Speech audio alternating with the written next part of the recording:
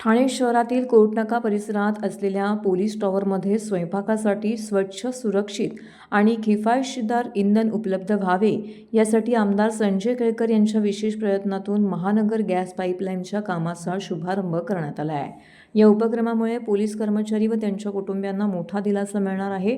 यावेळी नगरसेविका उषा वाघ, भाजपचे निलेश कोळी, विशाल वाघ, पोलीस अधिकारी, कर्मचारी उपस्थित होते। पोलीस टॉवरमध्ये राहणाऱ्या कर्मचाऱ्यांना आतापर्यंत सिलेंडर गॅसवर अवलंबून राहावे लागत होते।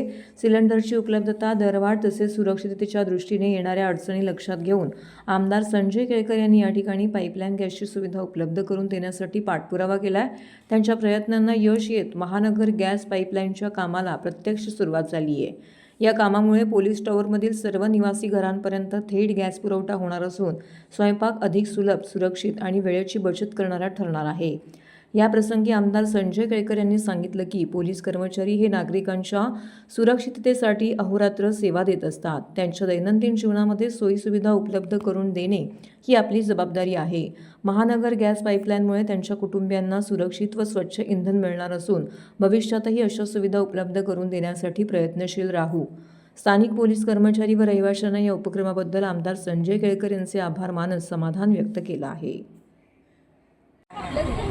साहेब, या ठिकाणी गॅस पाईपलाईन टाकण्याचा कामाचा शुभारंभ झालेला आहे, काय सांगाल त्याबद्दल? आज या ठिकाणी ही पोलीस टॉवर वसाहत आहे आणि जवळजवळ 250-300 घरं आहेत। महानगर गॅसचं कनेक्शन अनेक ठिकाणी अजून ठाणे शहरामध्ये प्रलंबित आहे आणि त्याच्यामुळे गेल्या 3-4 वर्षापासून आम्ही त्याचा पाठपुरावा करून जवळजवळ आत्तापर्यंत 29,000 घरांना महानगर गॅसचं कनेक्शन देण्यामध्ये आम्हाला यश मिळालं।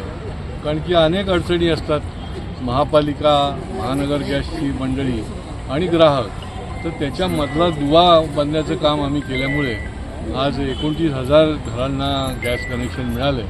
पोलीस वसाहत हा आमचा जिव्हाळ्याचा विषय।